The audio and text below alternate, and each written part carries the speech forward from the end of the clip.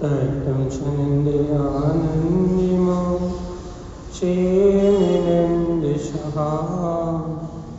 परमितत्पदवीन्दिभो नम्यो सिद्धशुभा गुरुर्विश्वे गुपतिर्वि गुपति ज्ञान सहकार तारणे तरणे समर्थिनी गुरु संसारिणी धर्मजुतो जिन्वरि अर्थति अर्थ जो भयनाशि भवजो मम ज्ञाने को को धन को साक्षी को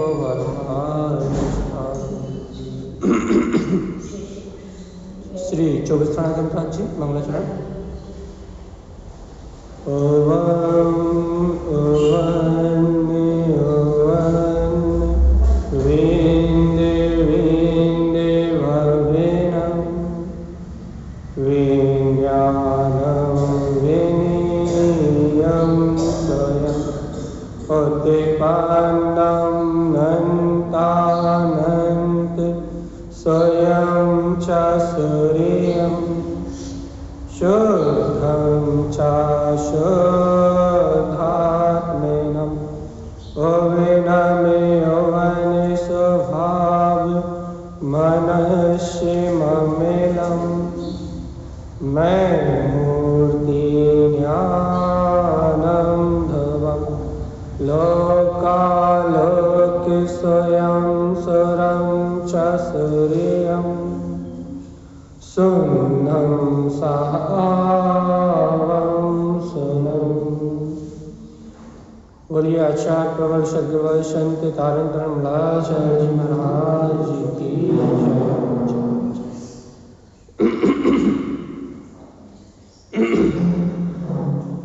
एक साथ मंत्रोच्चारण करेंगे सभी।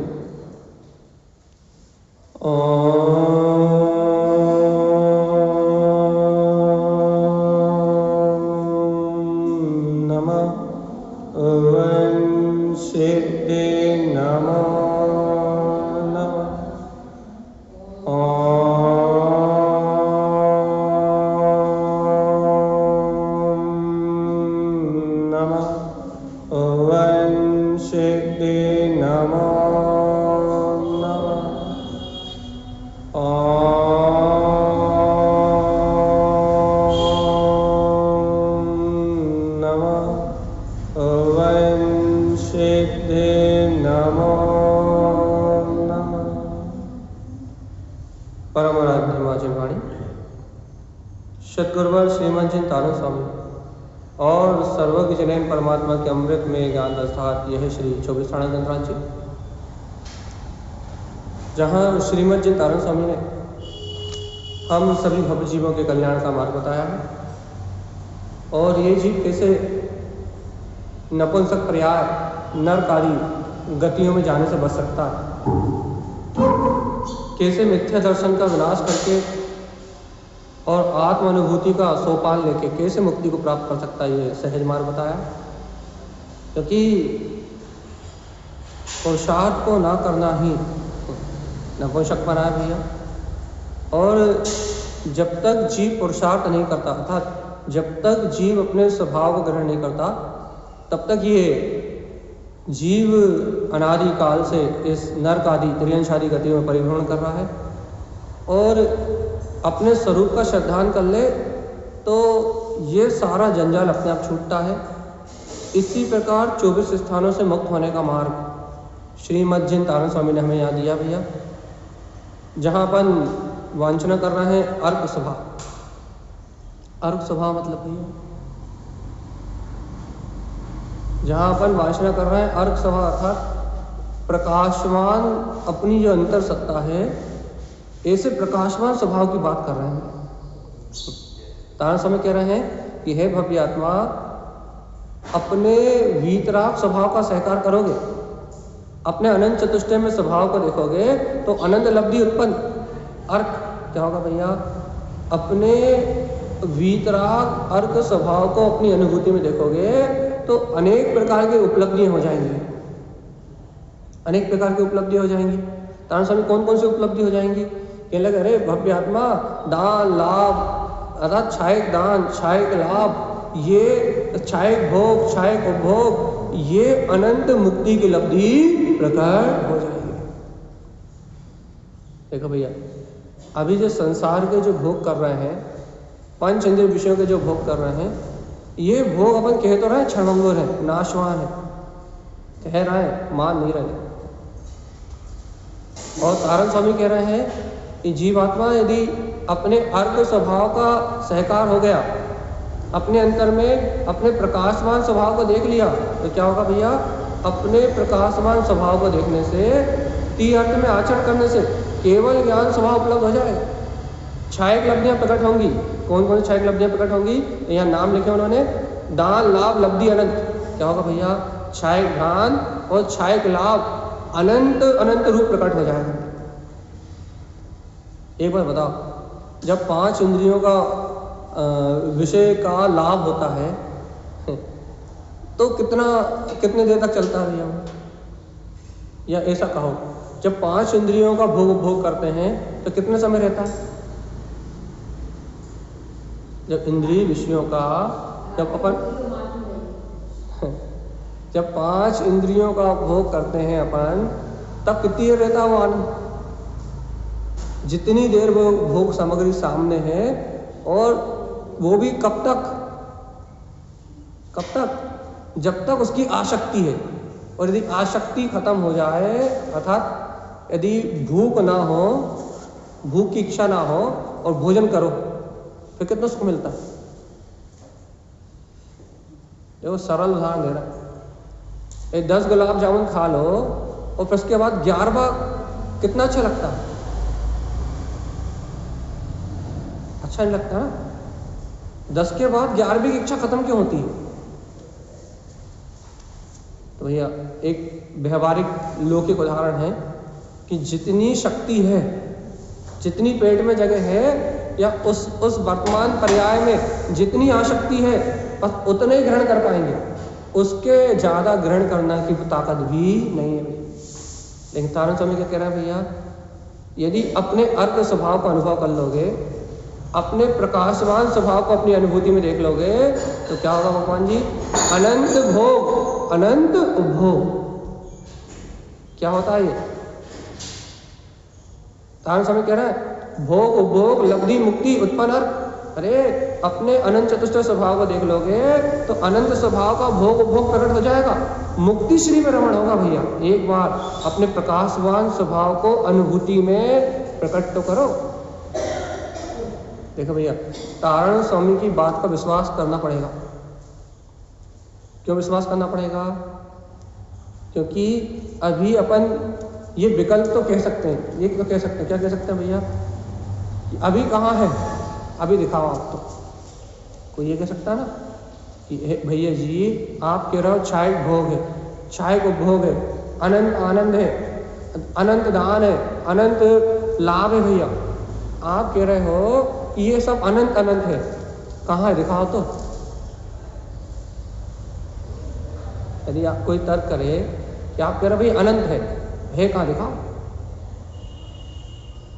संसार का तो दिखाई दे रहा, संसार के भोग उपभोग तो पुत्र परिवार खाना पीना सोना जागना किन्हें दिखाई दे रहा। अब आप कह रहे हो संसार में धन का लाभ होता है तो दिखाई देता है, और जब संसार में धन का लाभ होता है, धन धान्य का लाभ होता है तो दिखाई देता है, और कहना उसमें प्रसन्नता भी होती है। अब आत्मा के क्षायक लाभ को दिखाओ आप, आत्मा के क्षायक लाभ को दिखाओ, आत्मा के क्षायक भोग को दिखाओ, आत्मा के क्षायक उपभोग को दिखाओ। जब आप आत्मा के उपभोग को दिखाओगे तब मानेंगे कि हमारे अंदर में अनंत क्षायक लाभ है, क्षायक भोग है, क्षायक उपभोग है। दिखाओ तो तब तो माने। बता भगवान, देखो भगवान आत्मा बहुत अच्छे से थोड़ी सी बात है 2 मिनट में कह के पूरी कर दे रहा है। पहले तुम्हें जिन भगवान की वाणी का श्रद्धान करना पड़ेगा। विश्वास करना पड़ेगा कि ऐसी चैतन्य लब्धियां हैं।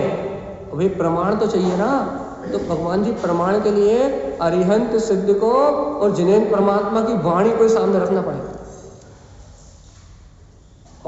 और यदि आपको और प्रमाण चाहिए, कहने लगे नहीं हमें तो अनुभव प्रमाण चाहिए, तो भगवान जी परमात्मा के वचनों का श्रद्धान करके अपने उपयोग को पर पर्याय से हटा के स्वयं में ले जाओ, तो वो अनुभव प्रमाण भी मिल जाएगा।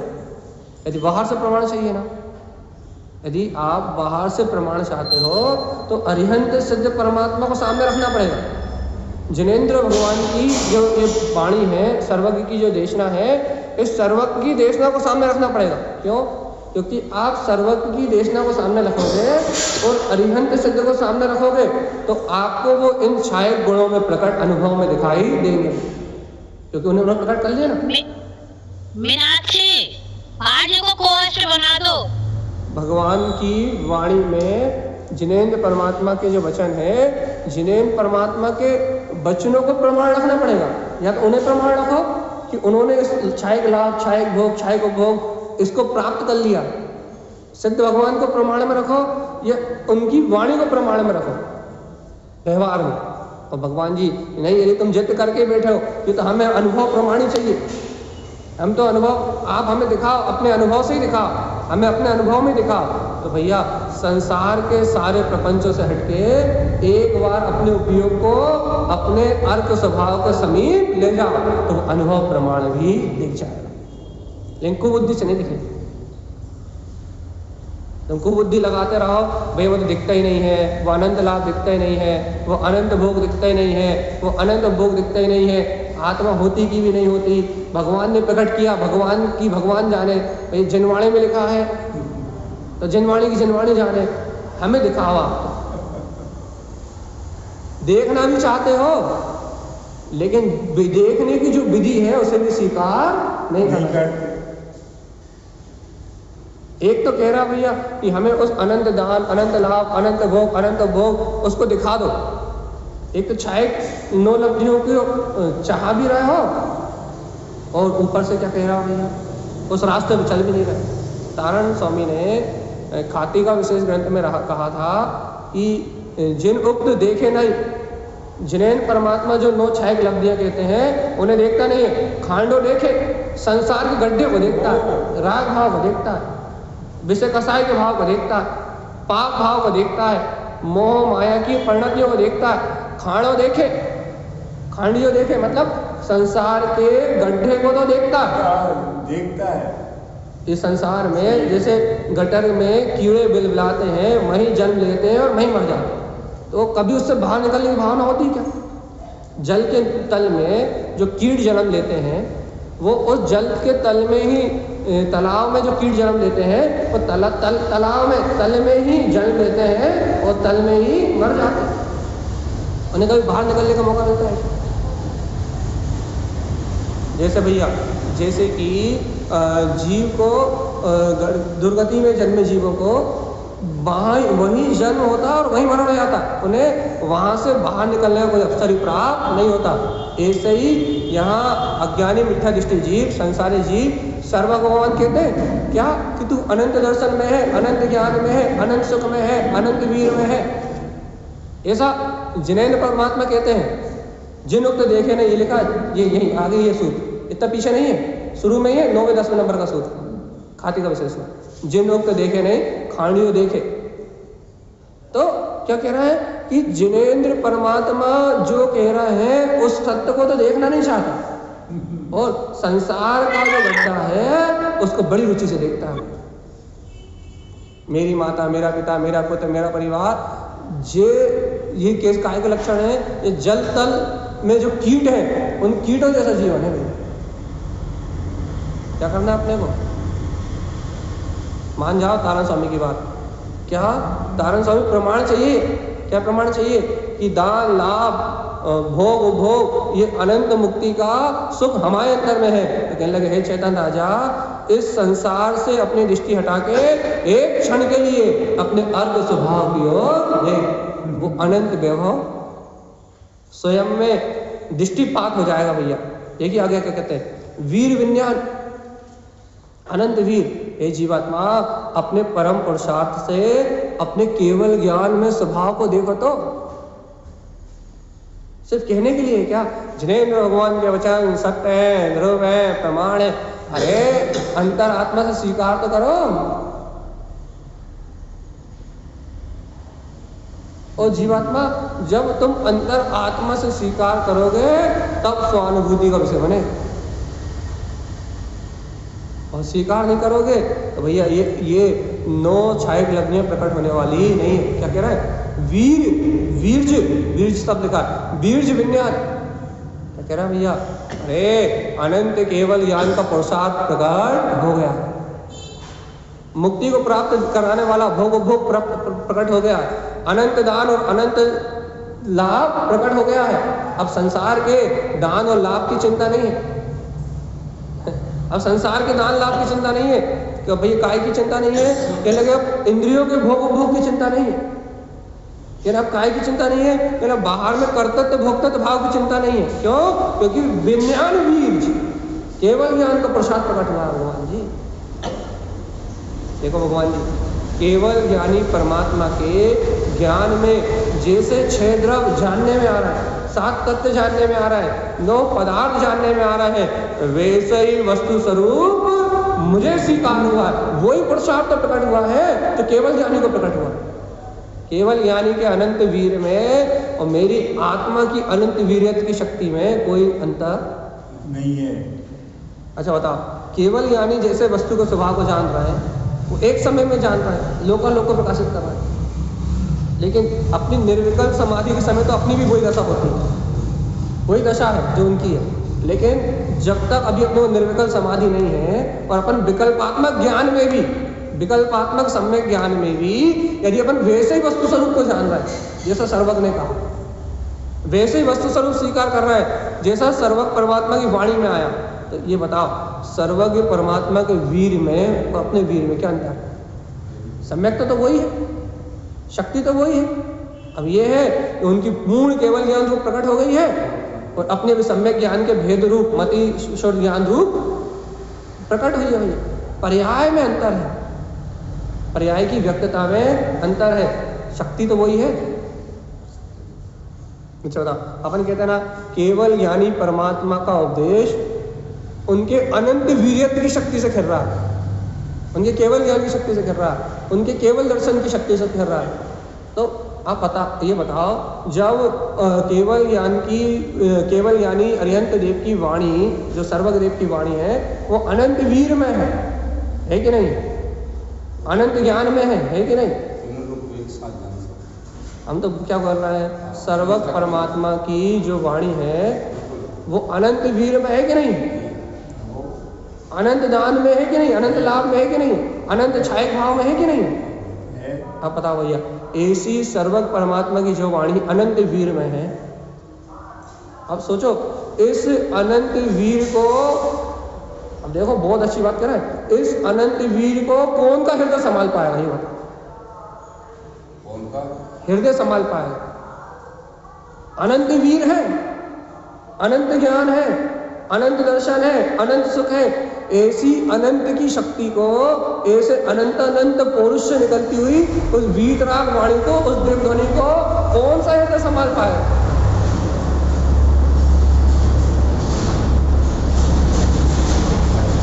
भगवान जी, तो भगवान की वाणी का वीर जिस हृदय में आता है उसी के अंदर स्वानुभूति रूप गर्भ आता है। जब जिनु गर्भ वास अब तरियो पूर्ण ध्यान मन लाए।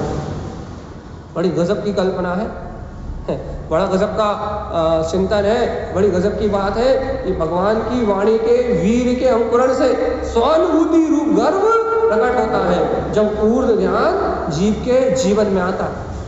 यदि भगवान की वाणी का श्रद्धा ना हो, वस्तु स्वभाव का सहकार ना हो, तो 3 काल में भी कोई स्वानुभूति को प्राप्त नहीं कर सकता।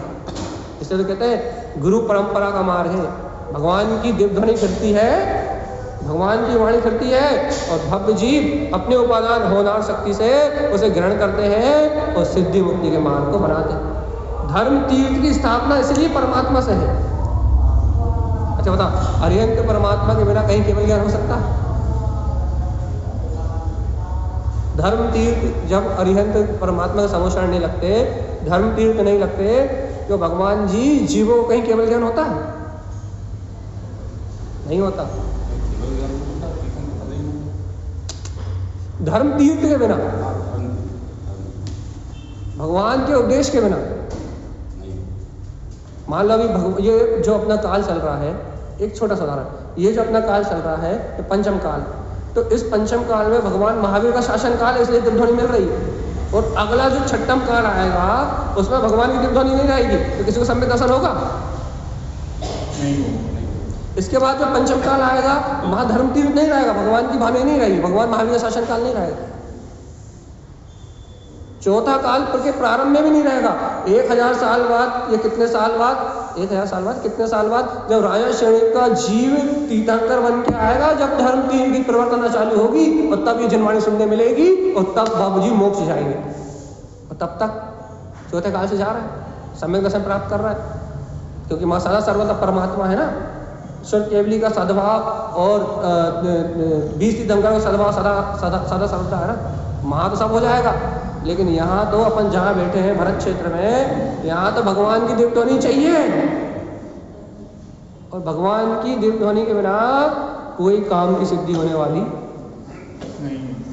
विश्वास करो ना, श्रद्धा करो ना।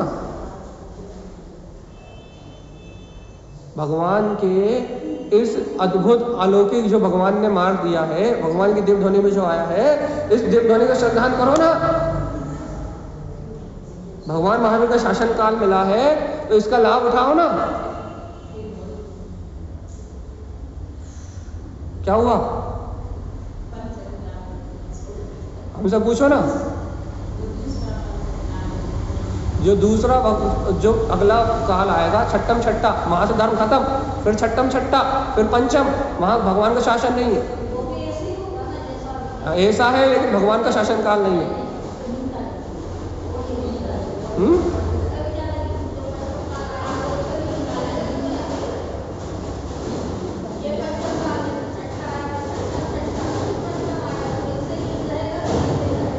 ऊपर की ओर चढ़ता हुआ रहेगा, अब गिरता हुआ है फिर ऊपर को चढ़ता हुआ रहेगा। लेकिन मूल बात क्या है?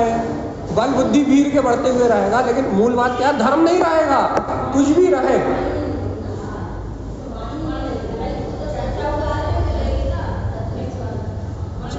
चढ़ता हुआ काल रहेगा, लेकिन भगवान की दिव्यध्वनि नहीं मिलेगी, और दिव्यध्वनि नहीं मिलेगी तो कायर नपुंसक जीव करेगा क्या? और यही बात तो हम कह रहे हैं भगवान जी कि भगवान की वाणी के अनंत वीर से ही ये सम्यक दर्शन की, ज्ञान की अनुभूति प्रकट होती है, सिद्धो समान वेदन होता है। इसलिए दिव्यध्वनि की इतनी महिमा है। इसलिए धर्म तीर्थ के स्थापक अरिहंत देव कहा गया है। इसलिए सिद्धों से पहले उनका नाम लिया जाता है कि भगवान तारणहार तुम ही हो माई बाप, तुम्हारे बिना मोक्ष मार्ग कहां से लाए? नमो हरिहंताराम पहले इसलिए कहते हैं कि हे प्रभु जगत के तारणहार आप ही हो, आपकी वाणी से अनंत जीव डरते हैं और भैया उनका कल्याण होता है।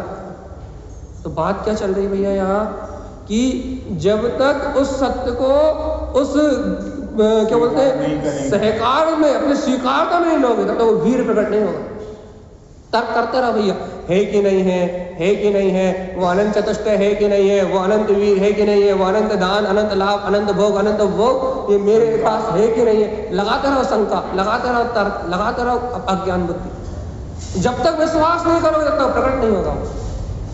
देखो भैया भगवान की वाणी में तो अनंत सामर्थ्य है, उनकी दिव्यध्वनि में तो अनंत गुणों का प्रकाश हो रहा है। जो हृदय स्वीकार कर लेता है उसे स्वानुभव में आ जाता है, और जो स्वीकार नहीं करता अपनी अज्ञान को बुद्धि में रत रहता है वो 84 लाख के धक्के खाता है। अपने धक्के खाना हो तर्क करते रहो, अपने धक्के खाना हो तो कुबुद्धि लगाते रहो। अपने को भैया नाना प्रकार से जन्म मरण करना है तो मत मानो, मत सुनो, अपने मन की करते रहो भैया, करते रहो अपेक्षा भगवान की वाणी की। भगवान कह रहे हैं तू स्वयं भगवान है, तारण स्वामी कह रहे हैं तू स्वयं भगवान है, और तुम भगवान को ढूंढते रहो। अपने अंतरात्मा में मत देखो, अपने स्वभाव की अनुभूति मत करो, मत जाओ अंतरात्मा की।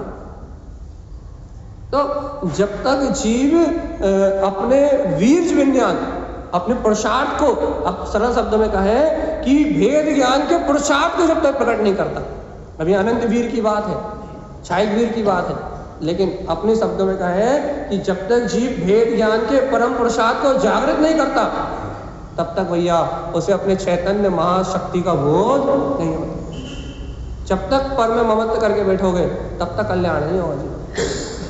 देखो तारण स्वामी क्या कह रहे हैं, वीर्य विज्ञान, देखो देखो सम्यक्त स्वभाव, क्या कह रहा है, अरे भेद ज्ञान का पुरुषार्थ प्रकट करो, सम्यक्त स्वभाव, और सम्यक्त स्वभाव को ग्रहण करो भगवान जी उत्पन्न अर्थ। देखो तुम्हारे अंदर तुम्हारा प्रकाश है, कहाँ मोह में सो रहे हो, कहाँ ज्ञान में सो रहे हो, कहाँ अपने आप को कर्ता मान रहे हो, भोक्ता मान रहे हो, कहाँ अपने आप को पुण्यात्मा मान रहे हो, पापात्मा मान रहे हो। भगवान की वाणी का वीर ग्रहण करो और भेद ज्ञान का प्रसार करो और सम्यक्त स्वभाव, अपने सम्यक्त स्वभाव को स्वीकार कर लो, सम्यक्त को स्वीकार कर लो। मिथ्यात्व में तो अनंत काल बीत गए, देह आत्मा एक है, ऐसे पागलपन में तो 84 लाख योनियों का परिभ्रमण हो गया। देह और आत्मा एक है, ऐसी मिथ्या मानता से तो तुमने अनंत जन्म मरण के दुख भोग लिए। लेकिन हे जीवात्मा, ये शरीर से भिन्न आत्मा है, ऐसे आत्मज्ञान के विज्ञान को प्रकट करके सम्यक्त स्वभाव क्या करो, सम्यक्त स्वभाव को स्वीकार करो। समय सहकार, अरे स्व समय का सहकार करो कि मैं शुद्ध हूँ, बुद्ध हूँ, मुक्त हूँ और अविनाशी हूँ। और पर में होने वाला सारा परिणमन छल है, कपट है, मायाचारी है और एक समय की पर्याय है जो अभी है और थोड़ी देर बाद रहने वाली। कर पाओगे कि नहीं स्वीकार? चाहे पुत्र हो, चाहे परिवार हो, चाहे धन हो, चाहे दौलत हो, चाहे कुछ भी हो, ये अपना ज्ञायक स्वभाव, अपनी अंतरात्मा, तारण स्वामी कह रहा है ज्ञान विज्ञान क्या करो, भेद विज्ञान की दृष्टि प्रकट करो। ज्ञान से विज्ञान आत्मा को देखो, ज्ञान से अज्ञान मत देखना। देखो भैया, यदि अपना ज्ञान उपयोग राग रंग में लगाओगे तो वो अज्ञान कहलाएगा। अपना ज्ञान उपयोग यदि शरीर आदि मन वचन काय में कर्ता भोक्ता परिणति में लगाओगे, चंचल प्रवृत्ति में लगाओगे तो वह अज्ञान कहलाएगा। और जीवात्मा यदि इसी उपयोग को चलने वाले परिणमन से भिन्न अपने ज्ञायक स्वभाव में लगाओगे तो यही विज्ञान कहलाएगा।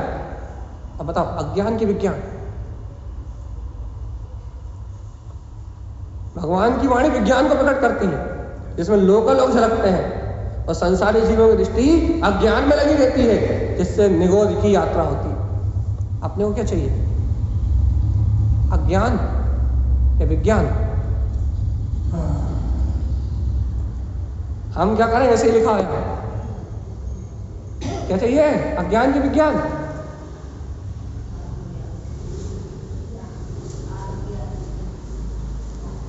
यदि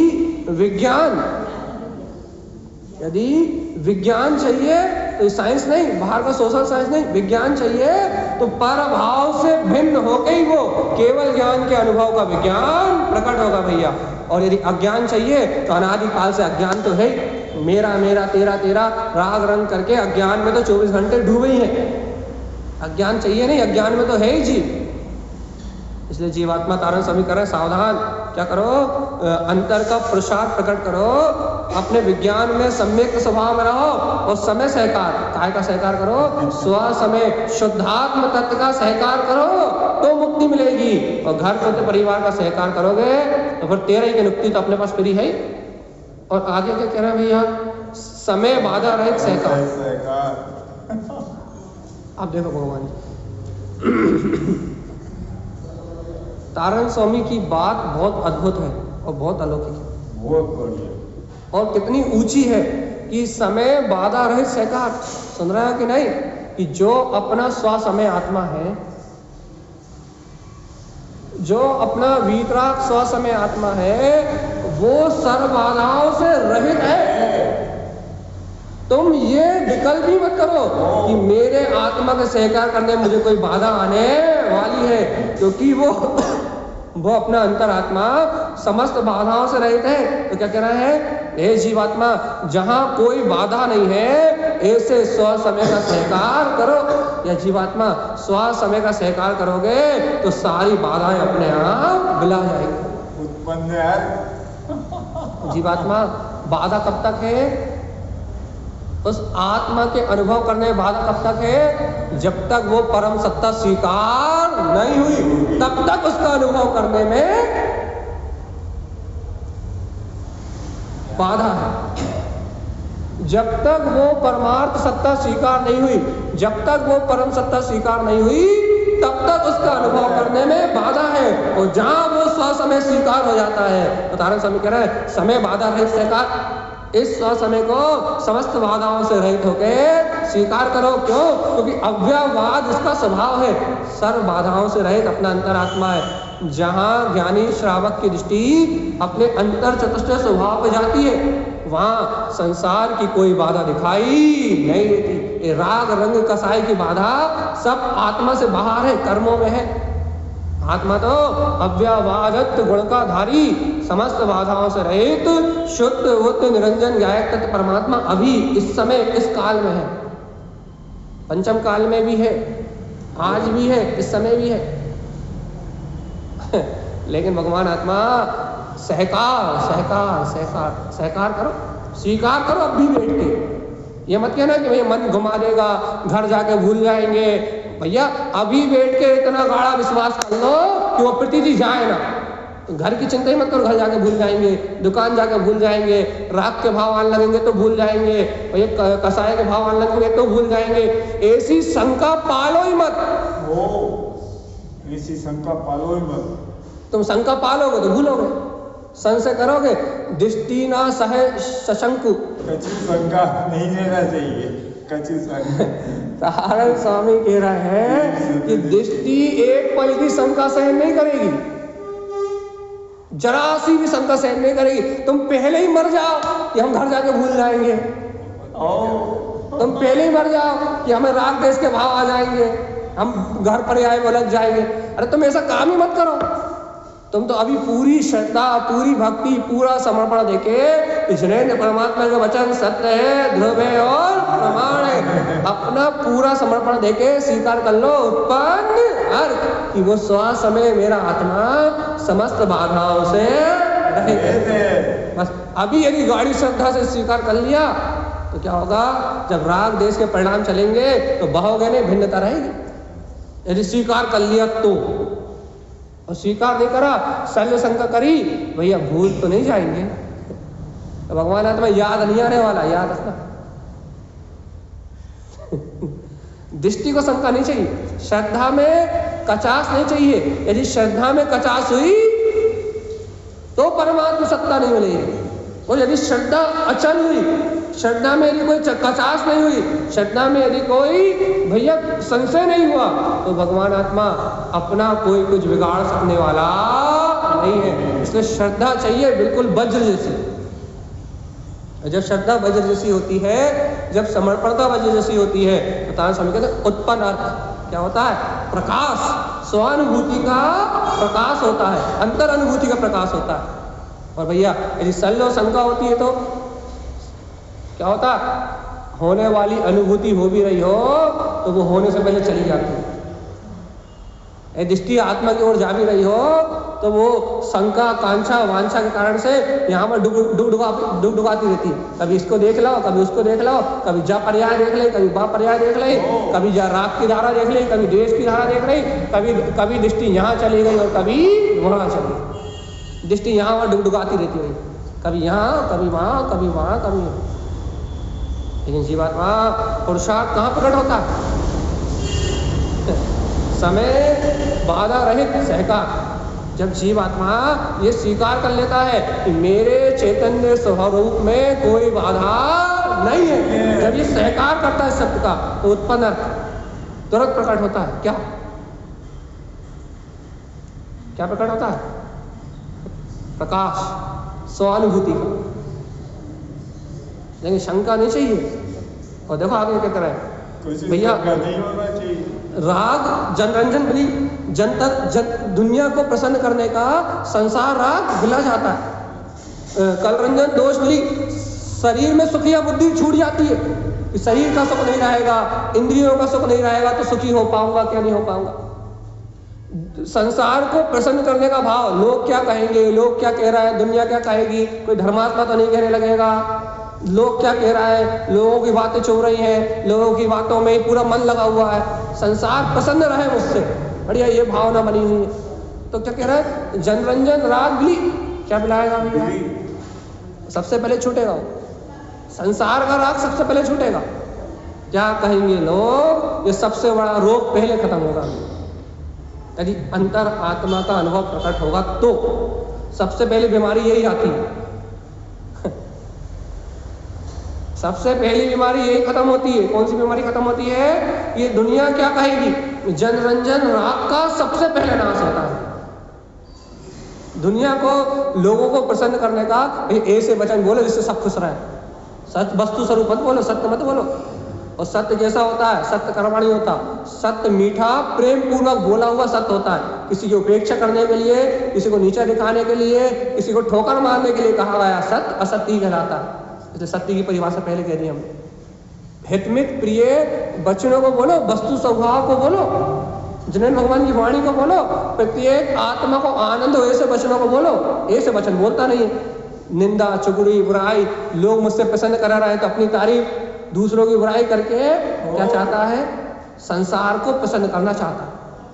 और तारण स्वामी क्या कह रहे हैं कि जब जीव को अपना अंतर आत्म स्वभाव स्वीकार होता है तो राग जनरंजन बलि, दुनियादारी को प्रसन्न करने का भाव सबसे पहले खत्म होता है। ये संसारी जीव कभी प्रसन्न नहीं हो सकते। क्यों नहीं हो सकते, क्योंकि ये संसारी जीव तो मोह राग देश और वासनाओं में प्रसन्न होते हैं। इन्हें इनके स्वार्थ की पूर्ति करते रहो तो ही प्रसन्न होते हैं। वही तुम्हें संसारी जीवों को पसंद करने में लगोगे तो तुम्हें छल कपट मायाचारी झूठ काम क्रोध लोग सारे ढक्कन करने पड़ेंगे, तब ये संसारी लोग प्रसन्न होंगे। इसलिए क्या करना है, जनरंजन राग, किसी को दुखी नहीं करना, लेकिन याद रखना, नहीं तो प्रसन्न नहीं करना तो लोगों को दुखी करने लगो, नहीं तो महामायाचारी जीव है। तो क्या कह रहा है, जनरंजन राग बिली, जनता को रंजायमान करने का राग मिला जाता है। और कलरंजन दोष बिली, शरीर में सुख बुद्धि मिला जाती है। समय पे भोजन करता है, समय पे पानी पीता है, समय पे अपने सारी दैनिकचर्या करता है, लेकिन सुख बुद्धि मिला जाती है। भैया हमें तो बिल्कुल सुख बुद्धि नहीं है, हम तो 4 घंटे आलस के कारण पलंग पर पड़े रहते हैं और पानी नहीं पीते। ये सुख बुद्धि नहीं है, ये सुख बुद्धि नहीं मिलाई, ये प्रमाद है। पूर्ण सुख बुद्धि उस शरीर में, उसी में ममत है। तो उसी में ममत होने के कारण से इतने प्रमादी हो कि अपने नित्य कर्म को भी सही से नहीं कर पाते। तो सुखिया बुद्धि मतलब आसक्ति का टूटना, उसमें सुख बुद्धि का टूटना।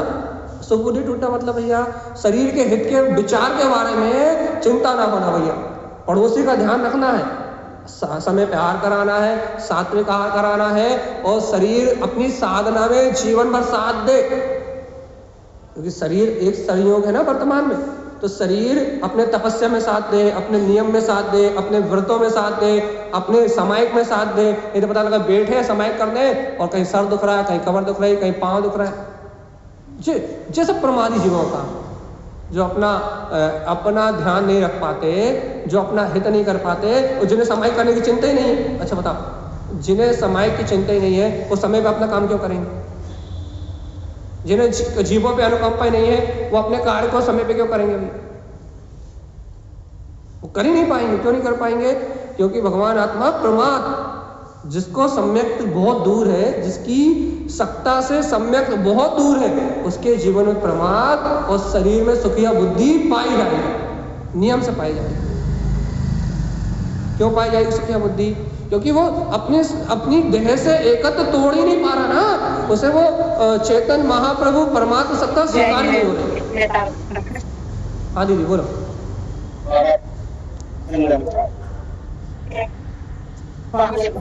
किसने म्यूट खोला है?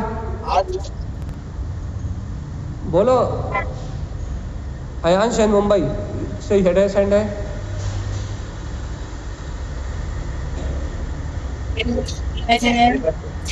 जी बोले। ये किसका म्यूट खुला हुआ है? मीनाक्षी दीदी, चलिए चलिए। तो अपनी यहाँ क्या बात चल रही है? शरीर में सुख या बुद्धि जहाँ हुई और वहाँ जीव का पतन हुआ।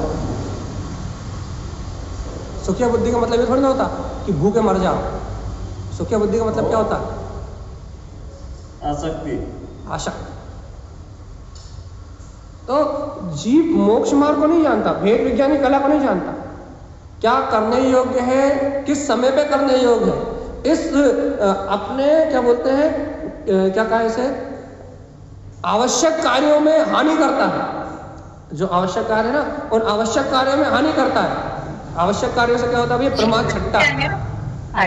जो अपने जीवन में आवश्यक कार्य है, उन आवश्यक कार्य को करने से जीव के जीवन का प्रमाद छट्टा है। लेकिन जीव क्या करता है भैया? उन आवश्यक कार्यों में करता हानि, और काय में लगता है भैया? पाप में, आलस में, प्रपंचों में, सुखिया बुद्धि का। पड़े रहो आलसियों की तरह, कुछ नहीं कर रहा, टीवी देखते रहो, कुछ नहीं करते, मोबाइल चलाते रहो, पूरे टाइम सुख बुद्धि बस, शरीर का सुख चाहिए बस ओनली। और जीव, जब तक जीव को इस शरीर मात्र का सुख चाहिए भाई, तब तक कलरंजन दोष नहीं मिलाया। शरीर सुख मतलब इस शरीर में ममत्व बुद्धि। अच्छा भैया, हमें शरीर का सुख नहीं चाहिए, धूप में बैठ जा रहा है, ये द्वेष बुद्धि है। और ये भी शरीर बुद्धि कहलाएगी भगवान। ना शरीर को पीड़ा देना है और ना शरीर को भोग देना। क्या देना? बताओ, हमारे प्रश्न का जवाब दो। ना शरीर को पीड़ा देना है और ना शरीर को भोग देना है, फिर क्या देना?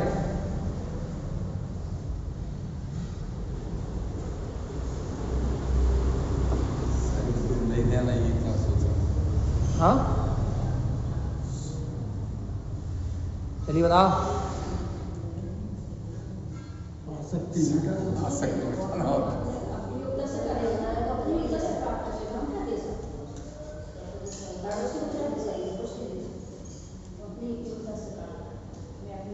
अरे भैया, उसे सही निश्चय तो यही कहेगा कि आप तो उसे दे ही नहीं सकते। लेकिन भगवान जी देखो, शरीर को ना अपने को भोग देना है, कुछ नहीं देना, क्योंकि भोग तो उसके पुण्य उदय से उसे प्राप्त होते हैं। कुछ करना ही नहीं है अपने को। पुण्य का उदय है तो अब उसकी अनुकूल सामग्री मिलेगी, बस अपने को अपना विवेक जागरूक रखना है भैया बस। अनुकूल परिस्थिति में वो संतुष्ट होगा ना? नहीं होगा। क्यों होगा? जो चीज की इच्छा है वो पूर्ति होगी, संतुष्ट होगा। नहीं मिलेगी तो असंतुष्ट होगा। ये मन की भ्रांति है। शरीर को यदि आप भोग दे रहे हो तो संतुष्ट होगा, शरीर संतुष्ट नहीं होगा। नहीं, संतुष्ट शरीर थोड़ी होगा। ये तो कार्य होगा। देखो एक हम आपकी बात का समाधान कर दे रहा है। सावधान, असाता वेदनी कर्म के उदय से भूख लगेगी, साता वेदनी कर्म के उदय से भूख शांत हो जाएगी, तो संतुष्टि थोड़ी ना हुई। असाता वेदनी कर्म के वजह से भूख की चाह उत्पन्न हुई, और साता वेदनी कर्म की वजह से उस भूख को तृप्ति मिली है भैया। तो ये जो कर्म की असाता उत्पन्न हुई थी, उस असाता का समन हुआ है। अब इस असाता के समन होने का आप संतुष्टि कह रहे हो, तृप्ति कह रहे हो, वो बात अलग है। असाता का समन हुआ है, लेकिन भैया उस असाता को यदि बढ़ा ले कोई तो नहीं मिला भोजन तो बहुत अच्छी बात है। यदि भोजन नहीं मिला तो असाता वेदनी कर्म का उदय जो आपने बांधा है, आपको भूखे मरने का जो काल है जिसे आप अनशन कहते हो, तो वो आपका पाप कर्म का उदय है। आपको भोजन नहीं मिल रहा तो वो आपका पाप कर्म का उदय है। एक मिनट, उसमें आकुलता होगी कि नहीं होगी? अब वही तुम कह रहे हैं, वो अपन कर रहे हैं। उसमें आकुलता होगी कि नहीं होगी? भैया सुनो सुनो सुनो, अज्ञानी को होगी और ज्ञानी को होती हुई जानने में तो आएगी भूख का वेदन रूप, लेकिन भगवान जी आकुलता नहीं होगी। मतलब वो ये जानेगा कि ये जो भूख की वेदना हो रही है, इस वेदना से भी मेरी आत्मा का संबंध नहीं है। अरे दालो दौलत राम जी की बात नहीं सुनी क्या? धर्म पत्नी ने लिख के भेजा कि कल के लिए दाल आटा चावल कुछ नहीं है, व्यवस्था बना। तो दौलत राम जी ने उस पर्ची के पीछे लिख के भेजा, डोल समय सुन चेत सयाने काल बता मत खोए, और ये नर तन मिलन कठिन है जो सम्यक ना। भूख तो लगती है, वो तो लगेगी, वो कर्म लेकिन ज्ञानी निर्णय करने की ताकत रखता है। क्या निर्णय करने की ताकत रखता है?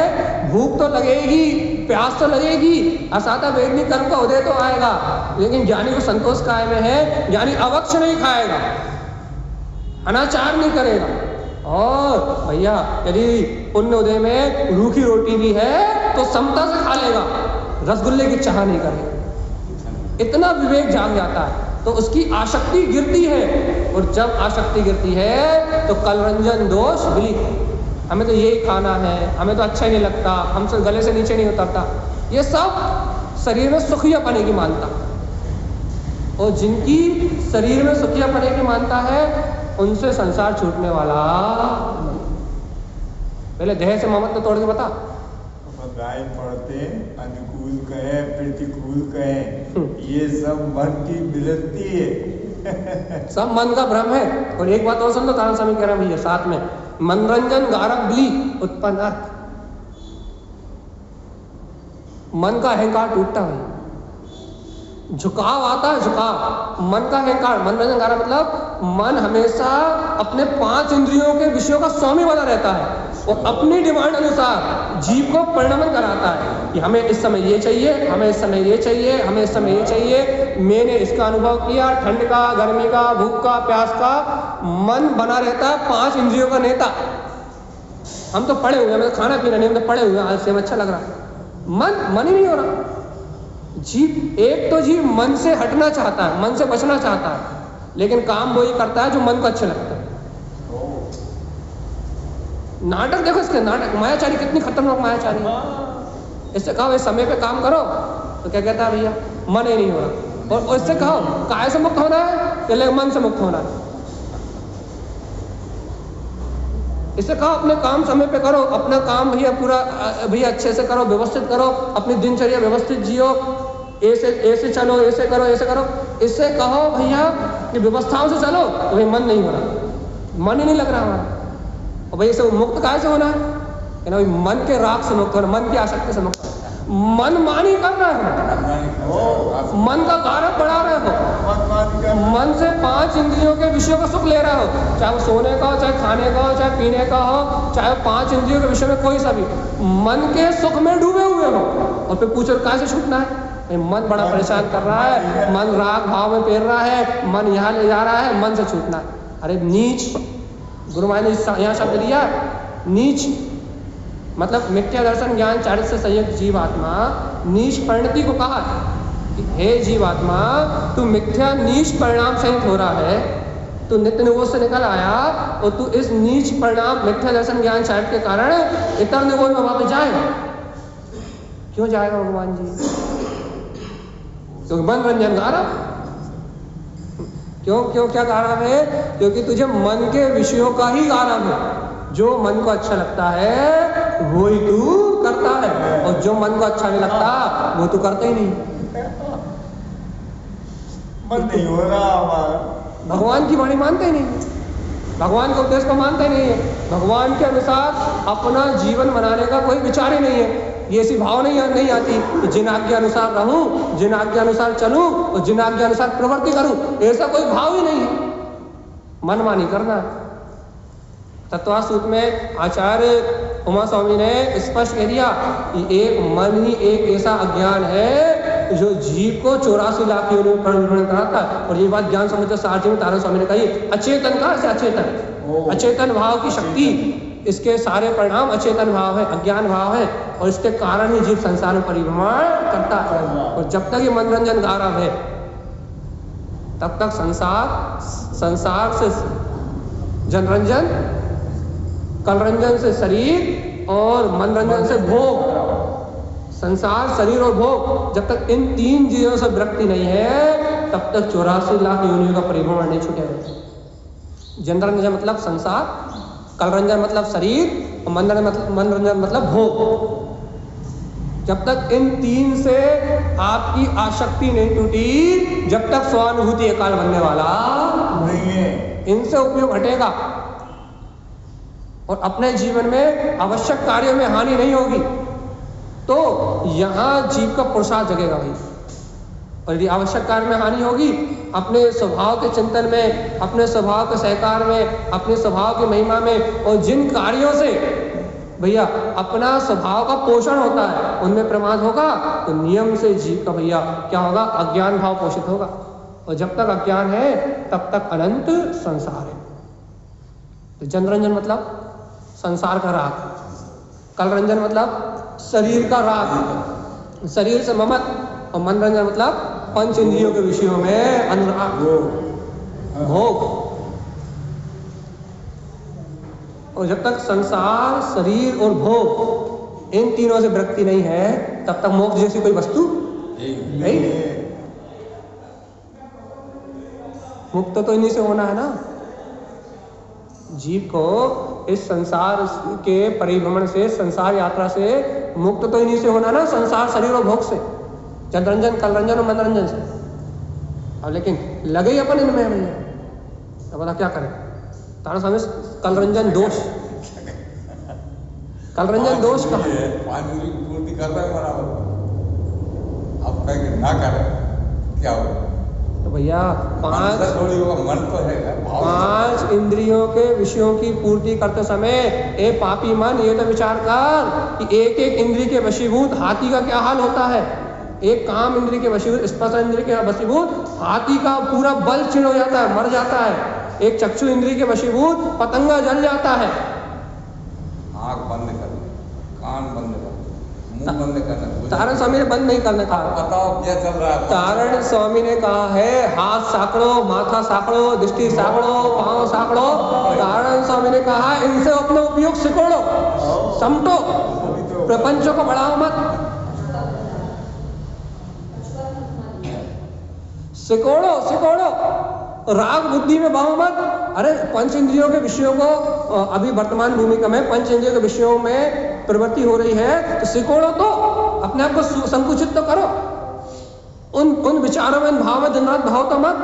अरे दृष्टि साकड़ो, अरे दृष्टि इन पर्याय से हटाओ, तो सिकोड़ो। तो जब दृष्टि सिकोड़ोगे तो हाथ सिकोड़ोगे, पता लग जाएगा कि मैं करता नहीं हूँ। पहले करते थे तो करता अपने के भाव सहित करते थे, आसक्ति सहित करते थे। अब करोगे तो भैया अंतर में उपयोग सिकुड़ जाएगा, ये बोध हो जाएगा मैं करता नहीं हूँ, फिर सिर्फ परिणाम रह जाएगा। परिणाम रह जाए कोई गिला नहीं है, क्योंकि परिणाम मेरे हाथ में नहीं है। लेकिन भगवान जी मेरी दृष्टि तो वहां ना रह जाए, अपन तो समेट जाए अपने आत्मा में, अपन तो सिकुड़ जाए अपने आत्मा में, अपन तो समझ जाए अपने ज्ञान तत्व में। बाहर परिणाम रह जाए तो रह जाए, लेकिन अपनी दृष्टि तो सिकुड़ जाए, अपना उपयोग तो सिकुड़ जाए, अपनी अंतरात्मा की परिणति सिकुड़ जाए, उपयोग समेट जाए। बस उपयोग समेट लो, दुनिया में जो हो रहा है वो तो हो ही रहा है। कर्म को, धारा को तो तीर्थंकर भी नहीं बदल सकते, इतना हो सकता है भैया, कर्मों का अपकर्षण हो सकता है। यदि उपयोग अपनी ओर से कोड़ोगे तो कर्मों का अपकर्षण होगा, लेकिन ये भी बड़ी गजब की बात है, वो अपकर्षण दिखाई नहीं देगा। क्यों? क्योंकि जितने अपने आप को अंतरण समेटोगे उतनी कर्म की उदीर्णा होगी, पूर्व अनंत जन्म कर्म उदय में आएंगे, ऐसा लगेगा कर्म बढ़ रहा है, दिखेगा उल्टा, होगा उल्टा। बहुत सूक्ष्म है मोक्ष मार्ग, हर किसी के पकड़ में नहीं आता। माँ कर्मों का अपकर्षण, तुम्हारे असाता वेदनी घटते आएंगे, वो पूर्व अनंत भवो कर्म उदय में आके क्षीण होते जाएंगे और तुम्हें घबराहट बढ़ती जाएगी, तुम्हें घबराहट बढ़ती जाएगी। जैसे जैसे धर्म कर रहा है वैसे वैसे उपसर्ग क्यों बढ़ रहा है, तुम पागल हो जाओगे और भग जाओगे धर्म छोड़ के पतली गली से।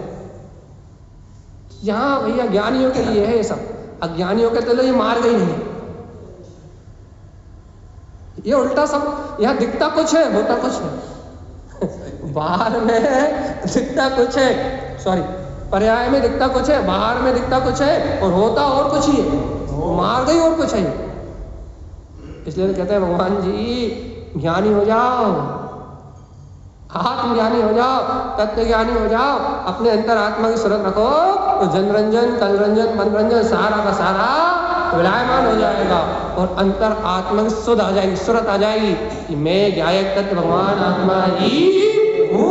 वो संसार के चक्कर से छूट जाएगा। उत्पन्न अर्थ की तो महिमा ही है।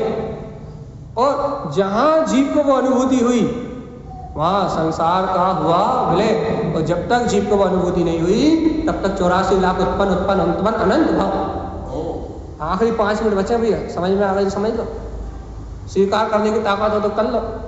क्या क्या कहीं कुछ नहीं है। कितने सर मान लो घर में, पुत्र में, परिवार में, कहीं कुछ नहीं है। कितना ही कर लो तुम अच्छा किसी के लिए, कितना ही कर लो तुम बुरा किसी के लिए, अच्छे बुरे की ये सारी मान्यता तुम तक ही है। कितनी कर्तव्य बुद्धि लगा लो, कहीं कुछ नहीं है। भगवान आत्मा जाना वापिस इतर निगोरी पड़ेगा यदि सम्यक दर्शन नहीं हुआ तो। यदि आत्म तत्व को स्वीकार नहीं किया तो कितने पुण्य कर लो, कितने पाप कर लो, ठिकाना तो इतर निगोरी है। चाहे कुछ भी कर लो, अच्छे कर्म कर लो तो और बुरे कर्म कर लो तो आत्म अनुभव नहीं भाव तो फुल स्टॉप तो इतर निगो रही है। चाहे तुम दान कर लो तो वहीं जाओगे और तुम चाहे चोरी कर लो तो वहीं जाओ। हेड ऑफिस है, ठिकाना है।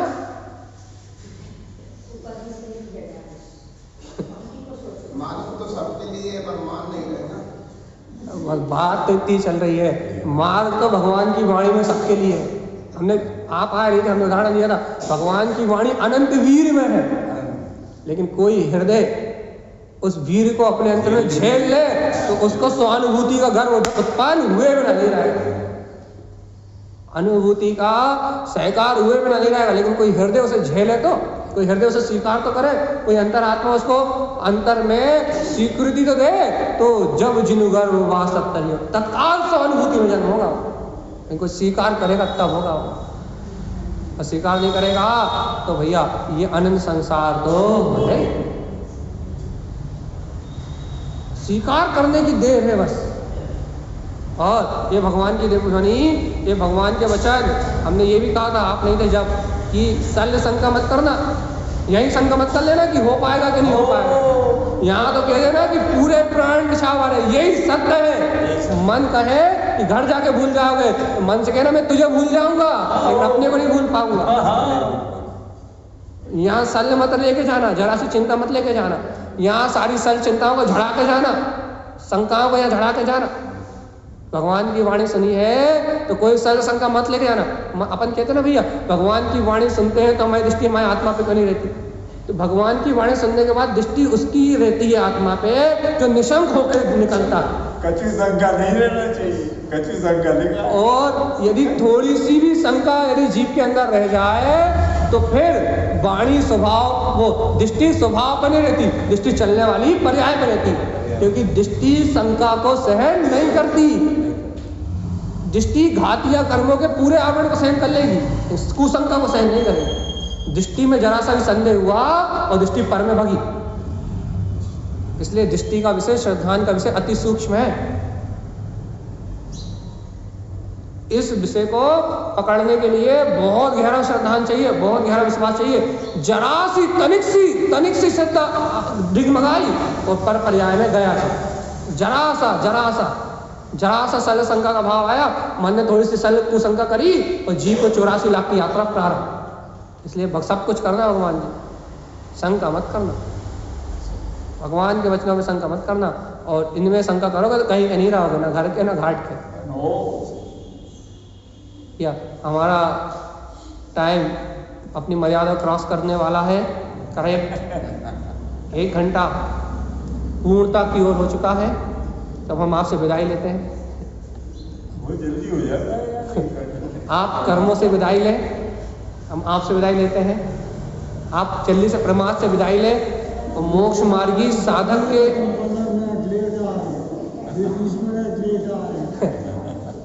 क्या कहते हैं 10-5 मिनट